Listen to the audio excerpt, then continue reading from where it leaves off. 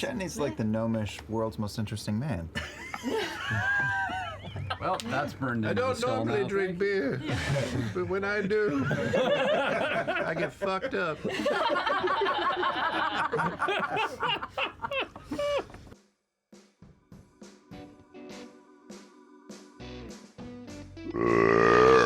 Oh. Hi! Can you believe we're on episode 12 of Critical Role already?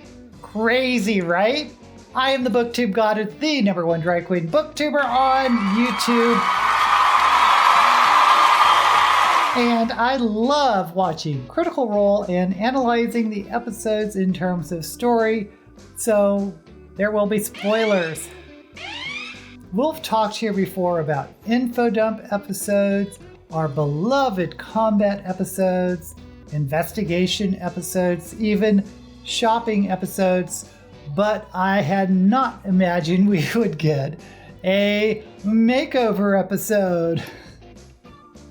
Last week, the party went over all the directions they could go as their next step, and I believed all roads led towards Hardmore, where Percy arranged for a job from Gianna Hexam, and Orem has a lead from Oshad Brescio about the attack on the Loomis twins, which killed them, and which was similar to the attack on the Ashari that he's investigating. But there were other avenues for the party to take, and of course they took one of those other avenues. So we are going to the ball. First, though, we wrap up Imogen's research at the Starlight Conservatory, where she just learned that her mother was involved in research about the Red Storm that gave her psychic powers and bad dreams. Unfortunately, the book she was researching had pages torn out, and she finds out that the people that checked out the book before her and may have torn out those pages was the Loomis twins. Once again, the threads of the subplots are weaving together, and my guess is that Imogen is at the heart of the main storyline because it seems as though this Red Storm, which only pops up every couple of decades, may be the focal point to whatever master plot that Matt Mercer has devised. Later in the episode, Imogen and Orem go to the Loomis twins' house to look for the pages. They don't find them, but they do endear themselves to the grandmother of the twins, I'm not sure, but she gives them a pin to gain access to information from. It's Danny, a friend of the twins who was with them when they died. So, yet another lead. We get a brief shopping trip at a new shop called The Trove, run by Marwa, who is a very young shopkeeper, and they buy some potions and magic items. We also briefly visit the FCG subplot about the attack that killed all his friends. He remembers that whatever killed the old party had one eye. Imogen tries to help him remember more psychically, guiding him, but we don't get much more information, but we do get a mysterious command from the Dungeon Master to mark off points. You know what? I wonder if we can do like a thing. What's that? I'm gonna cast Detect Thoughts Oh, that's weird. on FCG. Okay. All right. Okay. And just open yourself up to it, all right? Don't try to fight me on this. I won't. All right, I'm gonna put my both hands on the side of his face. Okay. I want you to think, if this isn't too traumatizing for you, if this is too hard, you don't have to do it. No, it's fine. Think about the moment. Okay. It was early morning when I woke up, or was roused, I suppose, because I don't think my stasis was over yet, but I sort of came to, and I saw a lot of blood and some of my friends falling, and I saw Dancer, her last few breaths, and she sort of looked at the creature that was, upon her, I guess, and then it turned at me suddenly, and I just remember being so scared, and it looked at me with that one eye, and then it was just gone. While he's telling this whole story, I'm gonna try to dive deeper and deeper into his brain and see if I can pick up any visual cues to maybe see it more clearly than what he can remember. Okay. Focusing on the vision that's present, the words that are spoken are clearer than the image you get. There is, I want to say a boundary of emotion, but there is definitely a type of trauma or scar within this somewhat humanoid but also alien mind that, while he is able to acknowledge these experiences verbally, it's like the memory's not letting you in. Does it feel different than other people that I try to detect thoughts on? Only in the sense that FCG is not a typical human. It's the blockade isn't like a second force trying to push you out, but anybody who has undergone some sort of a trauma that they're not quite ready to face, there is an instinctual protective resistance to it. And it's more akin to that. Okay.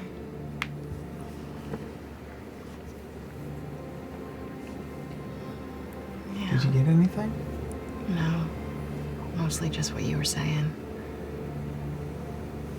You didn't see the creature? I didn't see it.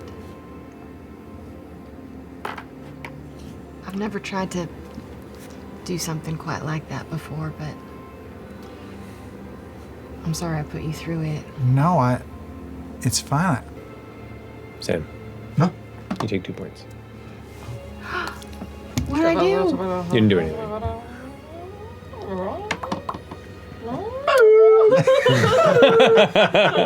Oh no!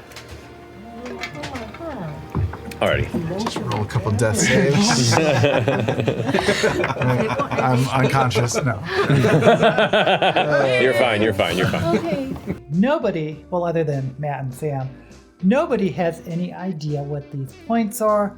My guess would be, since there's an ongoing backstory about fresh cut grass not remembering what happened to him because of trauma or a memory wipe, is that when enough of these points accumulate, maybe he'll start remembering things, and then we find out what the reason was for him shutting down these memories, because maybe there was a really good reason not to remember. Now, could FCG have actually malfunctioned and killed his friends? Just throwing that out there? Or does FCG have some secret programming or abilities that are suppressed, and when his memories are unlocked, these new abilities will be unlocked? And if these memories are unlocked, will he undergo some type of personality change? I have no idea, but I am so intrigued. Oh, and Imogen does try to find out more information for Laudna, but we just get some backstory on Whitestone and the Briarwoods, which is ironic if you're watching The Legend of Vox Machina on Amazon Prime. Man, wouldn't critters flip out if at the end of the animated series we see Laudna getting possessed by Delilah? Maybe that's for season 2. But let's face it, the highlight of the episode is getting ready for the ball. They go to the Golden Veil to purchase fancy dress. They find out that some of this high fashion is out of their budget.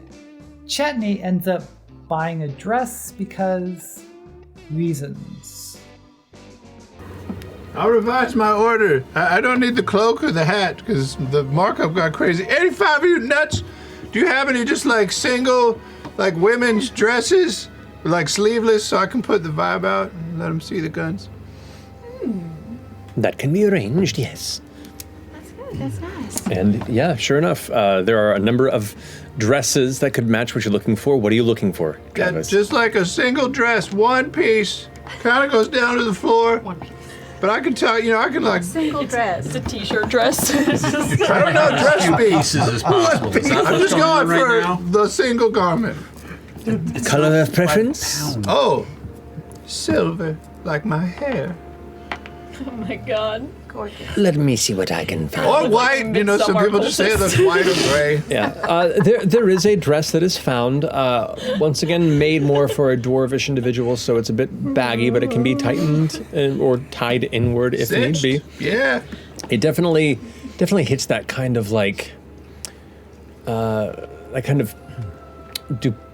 Dupioni silk sheen to it. I don't know what that means. A textured shine. Textured shine. I'm here for it. How much? That's really lovely. That's going to be lovely. This is a very simple ensemble. This would run you 12 gold. Done! Sold. Very well. I head outside. That's the most Travis thing I've ever seen in my entire life. Laudna ends up with an outfit with a bad taxidermy element to it. Imogen finds this dress with shoulder pads, and it's too expensive, but there's some fun imagining how large these shoulder pads are. So what else can I get for you? We're just browsing, window shopping, I suppose. We're curious. Yes. How much do the gowns run? We also have a Balin Tawak, which is a beautiful dress from the southeast of Market. And you see it has this awesome sash across the side, as well as this beautiful dress, pointed shoulders. No, here's the thing. Dorian made a big I like it. Get not that. particular. I think it's it's obviously it's a beautiful dress. Try it on. Try it on. But See if of it course speaks we to you. have chambers just for that. This way, my dear.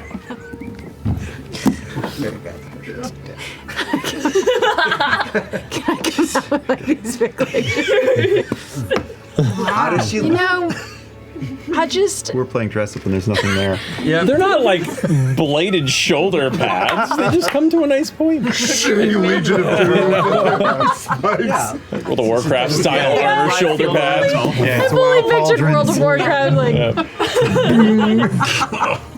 Fresh cut grass gets a good deal, and since this is also a masked ball, they also get to make masks to match their outfits. But it is Ashton who makes a mask that looks like the Nightmare King, which is kind of brilliant.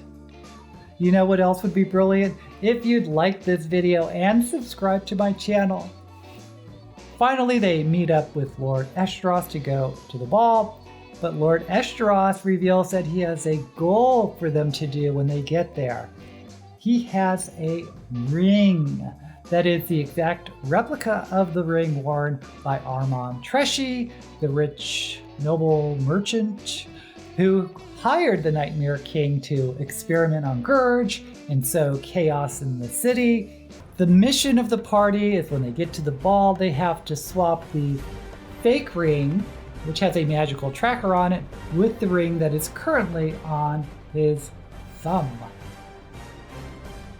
The party spends some time devising plans on how they'll swap the rings by getting Armand drunk or flirting with him or creating diversions. And the best diversion I heard was getting a reaction to Ashton wearing the Nightmare King mask. But of course, all the best laid plans of mice and men often go awry, and that is doubly true in D&D campaigns. We do know that they plan to split up into two groups, with Lord Eshtaroth leading one group and Dorian, since he's a noble and has the most experience at these types of events, leading the other. The episode ends with the party taking a carriage to ride in style to the ball. So, We don't get much forward momentum in this episode since it's all preparation for the next episode, even however much I emphasize to you how slow-moving a D&D campaign is compared to a book or a movie or whatever. Sometimes I forget because I was really expecting early on, at least in this episode, that we were going to get to the ball and get into the ball. Get used to disappointment. But you can't force things in campaigns, and we as the audience just have to sit back and enjoy the ride. Next episode could go in a number of directions based on how they make their die rolls. Things could go smoothly, or they could end in disaster, which may even involve combat. Oh, and the party still doesn't have a name. And we're what, 4 months into this? They joked about the name the focus group, which I think would be hilarious, but they are also seeming to lean towards Bell's Hells in honor of Bertrand Bell. Personally, I think to honor all that furniture they're fighting, they should be called the Moving Company, or maybe if they want to honor Bertrand Bell, Bertie's Moving Company.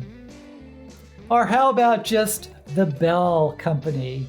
And if you can't tell, I am a big fan of the Black Company series. Let me know in the comments what you would like their party name to be. Now, are you watching The Legend of Vox Machina on Amazon Prime? Because if you're interested, I'm doing a reaction and analysis on that too, which you can see right here. Until we meet again, may all the books you read and the campaigns you play in be blessed.